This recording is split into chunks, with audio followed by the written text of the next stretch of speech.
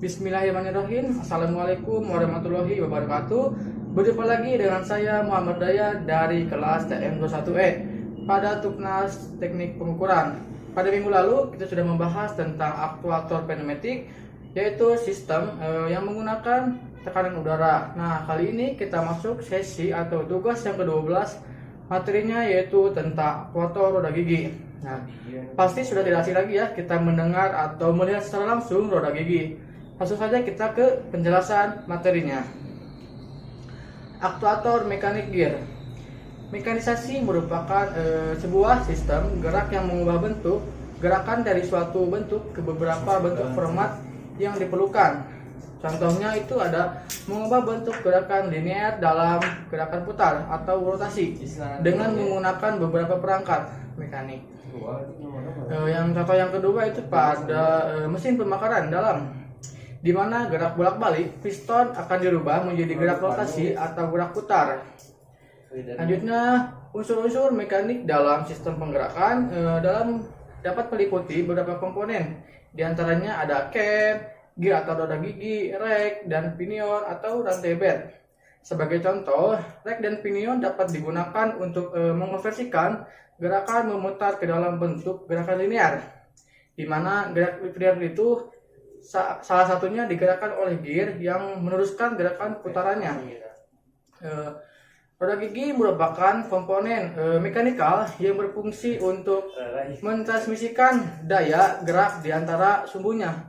Nah, gear juga dapat mengubah arah atau putaran dan mengubah gerakan rotasi menjadi gerakan linear atau gerakan putar atau gerakan lurus. Nah, fungsi roda gigi secara general itu ada dua. Yang pertama menaikkan atau menurunkan kecepatan putaran, dan yang kedua itu ada menaikkan atau menurunkan daya atau power atau torsi.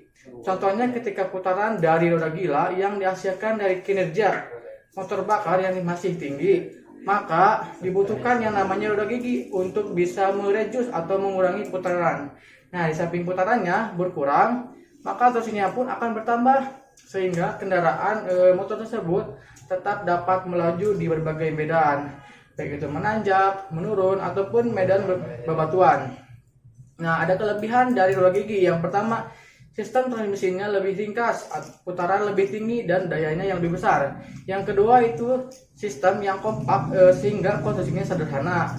Yang ketiga itu mampu menerima beban yang tinggi. Yang keempat, efisiennya memindahkan daya yang tinggi karena faktor terjadi strip yang sangat tinggi. Yang kelima itu transmisi roda gigi dapat ditentukan sehingga dapat digunakan dengan cara pengukuran yang kecil dan daya yang besar. Nah, klasifikasi roda gigi itu terbagi menjadi tiga. Yang pertama itu menurut letak porosnya, yang kedua menurut arah putarannya, dan yang terakhir itu menurut bentuk jalur giginya. Selanjutnya, klasifikasi roda gigi menurut letak porosnya. Yang pertama, roda gigi sejajar. Roda gigi sejajar adalah roda gigi yang giginya berjajar pada dua batang silindris. Kedua batang tersebut bersinggungan dan satu menggelinding pada yang lain dengan sumbu yang sejajar. Yang kedua itu roda gigi dengan poros berpotongan. Roda gigi ini yang letaknya gigi-giginya berjajar pada dua bidang kerucut atau bidang silindris dengan satu bidang datar melingkar. Kedua bidang tersebut bersinggungan dan yang satu menggelinding pada yang lain dengan sumbu perpotongan. Yang ketiga itu roda gigi dengan poros silang. Roda gigi ini bersilangan adalah roda gigi yang giginya bersejajar pada dua bidang silindris atau dua bidang kerucut. Satu bidang silindris dengan satu bidang ulir. Untuk memasangkan roda gigi ulir berputar, roda gigi diatur pergerakannya ulir disebabkan perputaran poros ulir serta sumbu roda giginya menyilang sumbu poros ulir. Selanjutnya, klasifikasi roda gigi menurut arah putaran.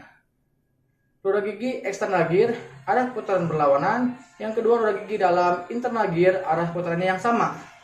Selanjutnya, klasifikasi roda gigi menurut bentuk jalur giginya. Yang pertama, roda gigi lurus. Roda gigi lurus yang menggunakan untuk poros yang sejajar atau paralel. Nah, roda ini gigi lurus ini terbagi lagi menjadi beberapa bagian. Yang pertama itu ya eksternal gear atau roda gigi dalam. Roda gigi dalam ini merupakan jenis roda gigi dengan posisi berpasangan yang dalam penggunaannya itu untuk menurunkan atau putaran dalam arah yang berlawanan. Yang kedua itu ada internal gear atau roda gigi dalam. Internal gear ini merupakan jenis roda gigi yang dipakai jika diinginkan. Alat transmisi ini berukuran kecil perbandingan reduksi yang besar. Yang ketiga itu ada rack dan pinion gear. Rack dan pinion gear ini merupakan pasangan roda gigi yang terdiri antara batang dan pinion. Nah, roda gigi ini biasanya digunakan untuk merubah gerakan putar menjadi gerakan lurus atau linear dan sebaliknya. Yang keempat itu ada roda gigi permukaan, surface gear. Surface ini merupakan jenis roda gigi yang lurus yang memiliki dua sumbu saling berpotongan dengan sudut sebesar 90 derajat. Yang kelima itu ada roda gigi helix. Roda gigi miring ini hampir sama dengan roda gigi yang lurus. Akan tetapi di dalamnya pengoperasiannya roda gigi ini lebih lembut dengan tingkat kebisingannya yang lebih rendah. Nah, perkontaan antara gigi bisa lebih dari satu. Nah, dari roda gigi miring ini terbagi lagi menjadi 4 bagian. Yang pertama roda gigi miring biasa, yang kedua roda gigi miring ganda, roda gigi ganda bersambung, yang ketiga roda gigi miring silang atau yang bisa disebut roda gigi nanas, dan yang terakhir yang keempat itu roda gigi miring ganda. Yang kelima itu roda gigi kerucut. Roda gigi kerucut ini merupakan jenis roda gigi yang digunakan untuk transmisikan dua poros yang saling berpotongan. Nah, roda gigi kerucut ini terbagi lagi dalam 3 jenis, yaitu yang pertama roda gigi kerucut lurus. Roda gigi ini adalah yang paling mudah dibuat dan paling sering dipakai. Tetapi roda gigi ini sangat berisik karena perbandingan kontaknya itu kecil. Konstruksinya juga tidak memungkinkan pemasangan bantalan pada kedua ujungnya. Nah, kedua ujung poros-porosnya. Yang kedua itu ada roda gigi kerucut miring. Yang ketiga roda gigi kerucut spiral. Nah, karena roda gigi ini mempunyai perbandingan kontak yang lebih besar, maka dapat meneruskan putaran lebih tinggi dan beban lebih besar. Nah, mungkin itu saja penjelasan tentang roda gigi dari saya. Cukup sekian. Wassalamualaikum warahmatullahi wabarakatuh.